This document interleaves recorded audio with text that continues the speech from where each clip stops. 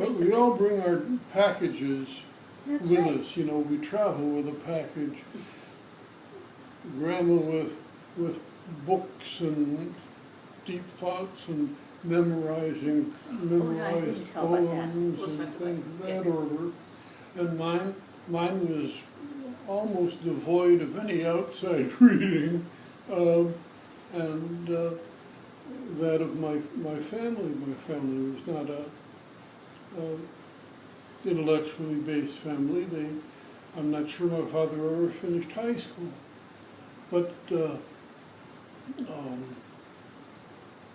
appeal to me, once I'd had the exposure at college, was that you can pretty well make do despite these sort of slow starts. But when I met this one, it you know, the job had already been done. I was just stunned at the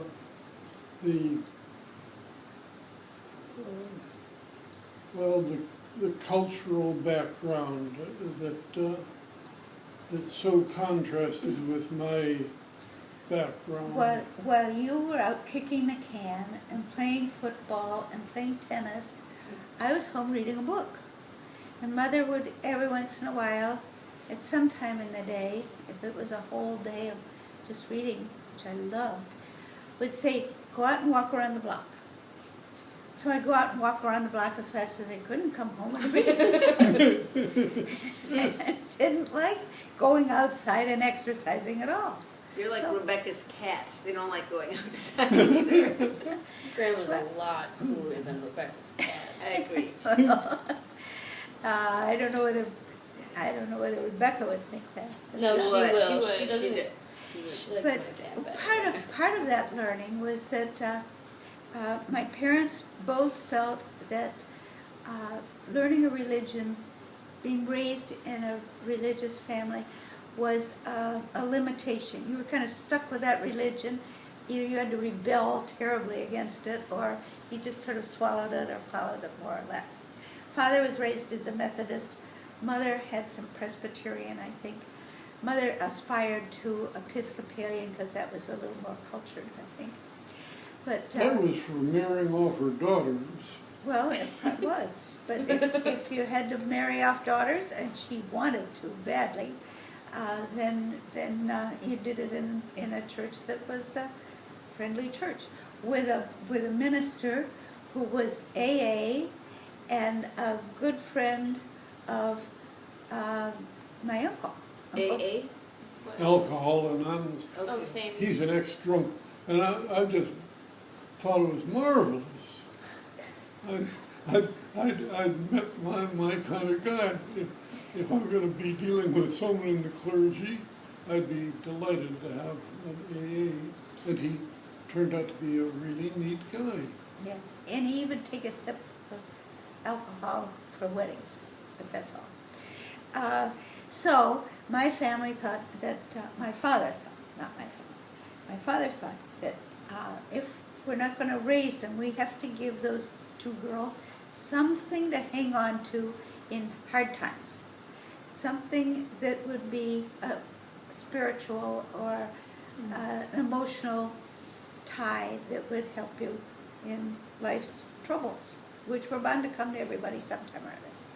So we started learning, and the first thing we learned, I think Becky was probably about 6, so it would have made me 9. Waste not, want not, is a maxim I would preach. Let your maxim be dispatched. Practice what you preach. Teach, preach. Waste not, want not is a maxim I would teach.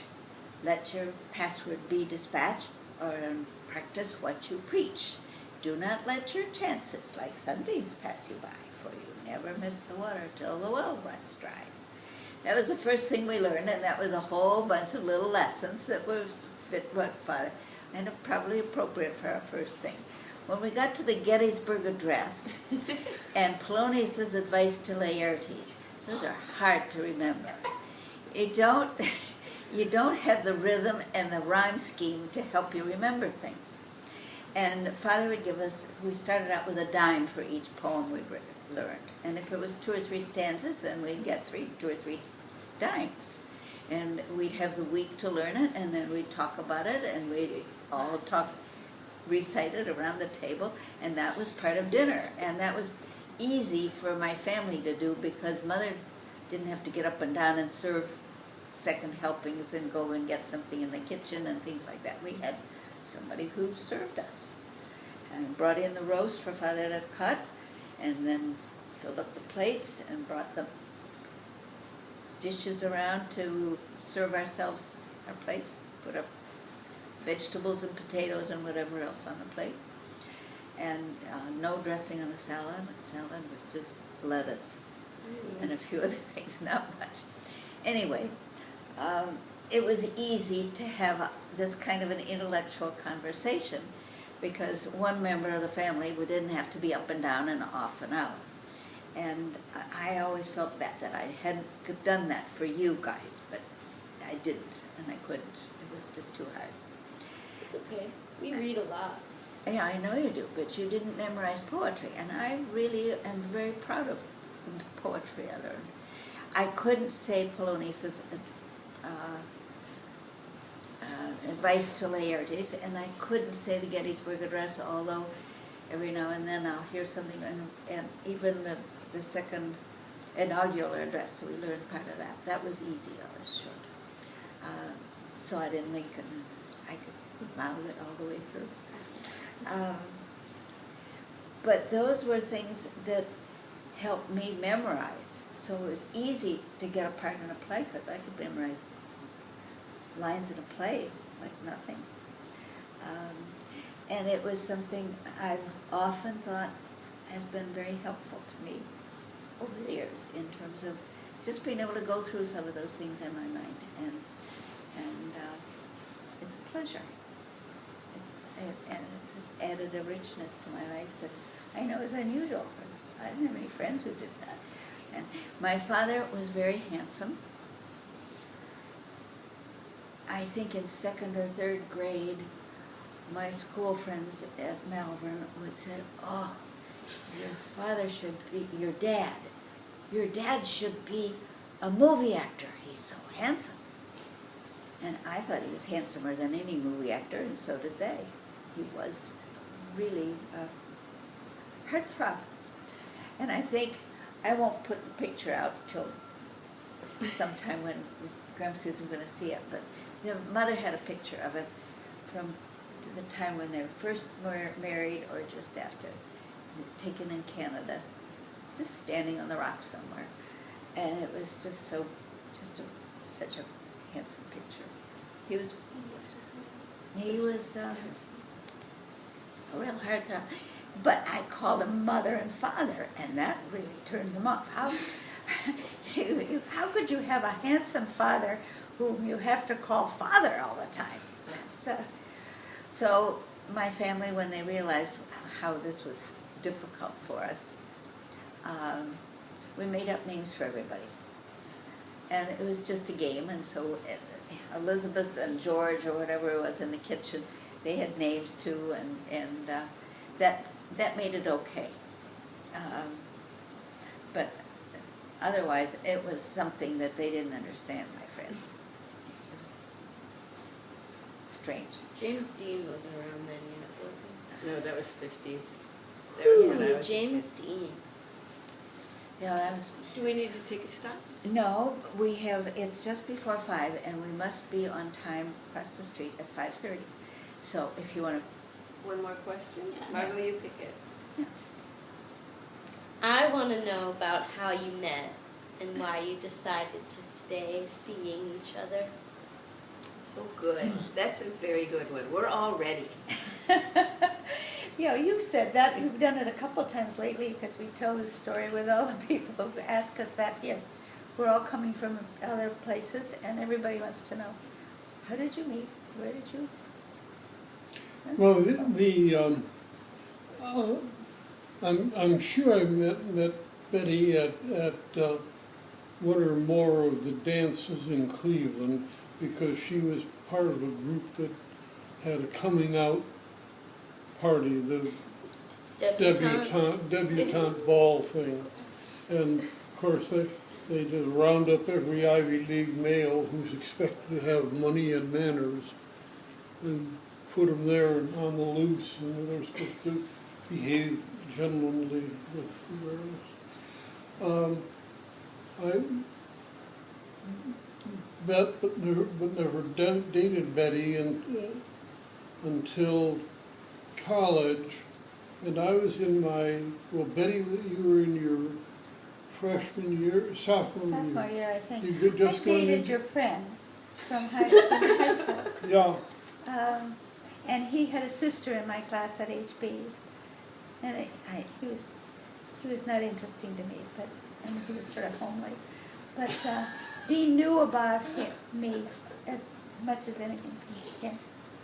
He probably also knew about me from Mike, because Mike's grandfather was Newton D. Baker. And Newton D. Baker was Secretary of War in the First World War. and before that had been the mayor of the city of Cleveland. So he was a very big deal. His birthday was the same day as mine. And Mike, my friend, was the grandson of Newton D. Baker, who was an admirer of Dartmouth, as it turns out, and Mike ended up as the secretary of the college.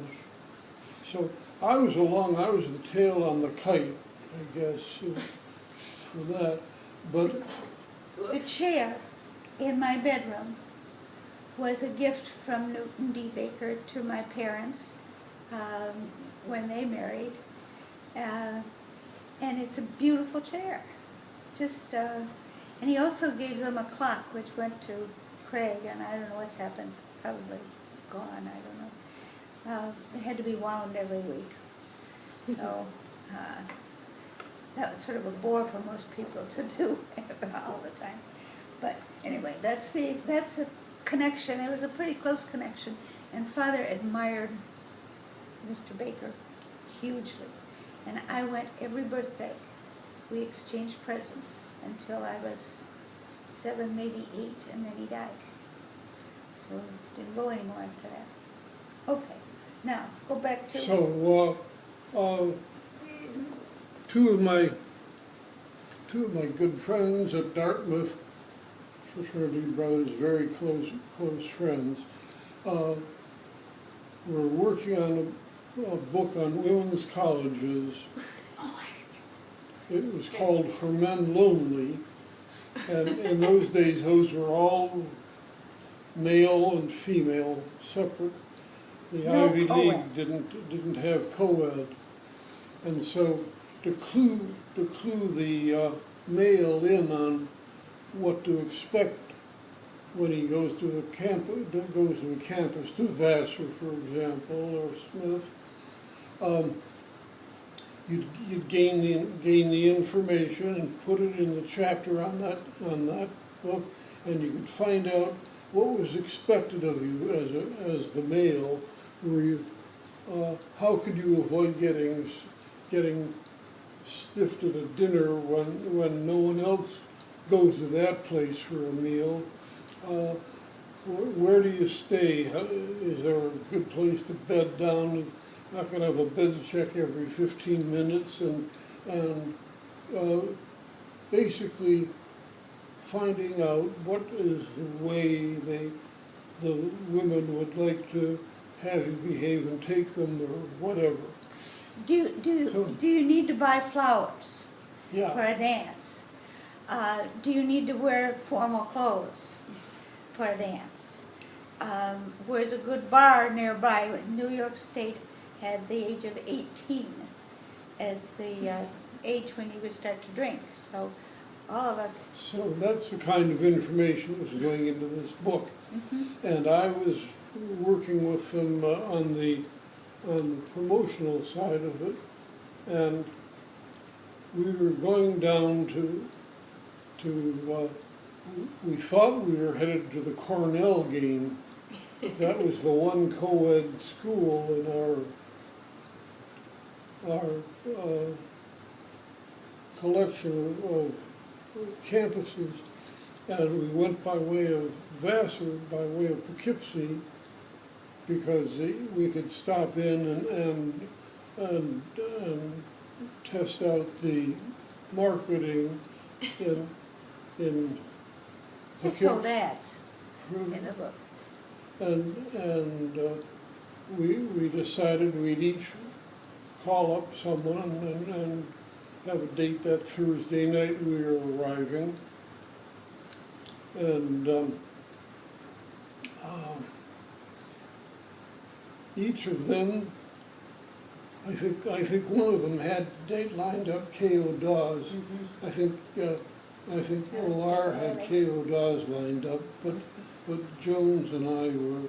Well, Jones had fallen out of the ladies' room or something and had a sprained ankle. He sprained his ankle. That was it. Yeah, that was the ladies' room at. He was in at the ladies' Smith. room or in A washroom.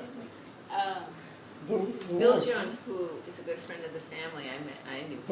But we arrived at Poughkeepsie, and I thought, well, gosh, I haven't ever dated Betty. I would like to find out more about Betty. I called, said, how about dinner tonight? Well, I know she was, you had a play rehearsal because you had a small part in the play, but otherwise she was available, so we took our 3 dates, and I'm not sure, is that when we took you down to the bar down on the I think so. riverfront? I think so. At any cost, we took, where Vassar girls didn't go, we took our 3 dates down there. Down to the waterfront of Poughkeepsie. Oh, I Not understand. Very nice neighborhood. Not a pretty neighborhood. Yeah. And then I got Betty back in time for a rehearsal, and then picked her up afterwards, and we used this bar as our base of operations, because they were gonna show the Yale somebody game on Saturday, and I think the three of us in our enlightenment at the bar decided, well, you know, that would be a possibility. We could either take the girls over to New Haven for the game, but that would be expensive, or we could watch it right here. At the bar, that was At a the little more bar, oh, that expensive. sounds fun. And so the long and the short of it was that I was so taken by just being able to sit down and talk with Betty that I just found it interesting. On any subject, we seemed to be able to have a conversation. And it was clear that her cultural fix was so much superior to mine It didn't seem that clear to me. that she was able to brush it off. But to me, it I think did have an impact, because it was a heads up for me to get with it, to keep going down the path I was on, and I don't know to what extent I would have had any input from my parents on that subject. A lot of Dartmouth people at that time were going into the advertising business and were very, very good at it. But they were also dying off at age 40 with a liver that went out on them or whatever. And this television show, I think Mad Men or whatever, Oh, yeah. is based on that era, that high pressure era. But many of those big advertising agencies were founded by Dartmouth guys, and there was that lure, and I was seeing this side of the world, the cultured side, that was far different from the glib on the newspaper that I got from the Dartmouth professor that reminded me that glib is just that, advertising, maybe something that isn't what I want to do with my life. So that became a steady date, and we Dartmouth Winter Carnival was coming up, and I'd already committed to another woman for Winter Carnival. But we had Betty up. I say we. I invited Betty up for an outdoor weekend. You know, going out on the golf course with the toboggan, going down slides and stuff like that. Skied too. We skied, cross-country skiing. And cross-country skiing. Wow, really? And we You had a did great cross-country time skiing? with Betty and the two guys and myself. It was fun. But then this woman that he had a date with Yeah. for Winter We kind Carnival, of slipped over that one. well, she was somebody who was a year ahead of me and went to Laurel School, which is where Becky wound up going in Cleveland, not HB. And her mother and my mother played bridge together a lot. So I'm Nice, sure. Gramps. And she looked like me. She was bigger than I and a little heavier, but not way heavy.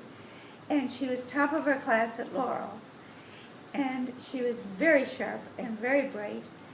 And every now and then when I was going to a dance around Cleveland, somebody would cut in and then they'd look at me in surprise and say, "You're not Zoe." I mean, we looked enough alike so that somebody who didn't know either of us could easily get mixed up. And so I always worried about Zoe a little bit. Not that I felt that the competition was so bad, but how could I be more like Zoe? I couldn't. She's a different kind of person. She wound up marrying a hardware store man and living a simpler life in a... No, that was Kate Kelly that did that. Oh, I thought it was Zoe. No, Zoe married a guy who was in the Diamond Shamrock Oil. Oh, all right. Well, I got that mixed up. She was another one. She went to Vassar, and she was also a year ahead of me. But she was not an attractive lady. She was very sharp, and they liked having talks. They really did like to have talks. Well, they were bright women. All of them very bright women. And not a lot of men who were looking for that. You're right. So Yeah. what happened with the dance? Did Which you take the other girl? He went to Winter Carnival with the other Yeah. girl because they'd agreed a year ago. I mean, he has to keep his promises. Otherwise, I guess. wouldn't have liked him very much. It was okay. That's So what were true. your, I heard his first impressions. What were your first impressions of Grant? What did you think about it? When you guys His first started smile. dating? I fell in love with his smile. Every time I looked at him, his whole face just shined. It was just as though you'd lit candles under his face and just, and it was a beautiful smile. That's what I remember most. And then he did fun things and we had good talks and what else? What could be more fun? There's some story that I remember as a little kid about Passage to India. Do you remember Forrester's Passage to India?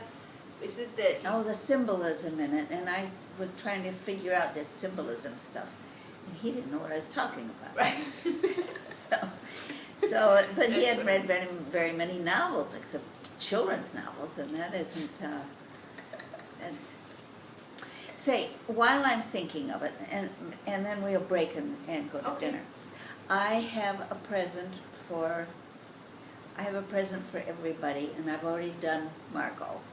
And she's gonna have a chance to look at this book, because I think you're like, I think I'm gonna like it too a lot. one of the things in it is, and I've forgotten it because I've only learned it audibly, is this new thing where they use computers to make a three-dimensional diagram picture of a thing, and then using a printing process. Yeah. Yeah. Debbie knows My Yeah. friend, we have two at Brandeis, and my friend Tom, he's like super into science.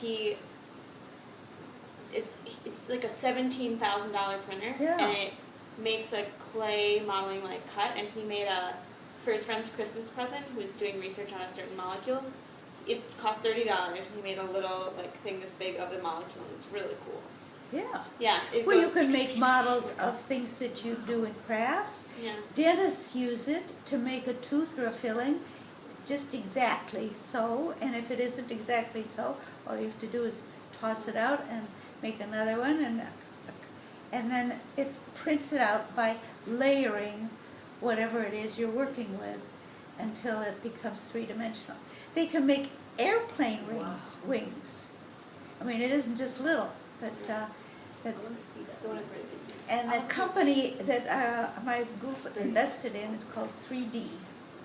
And they make, no, that's something else, 3D. That's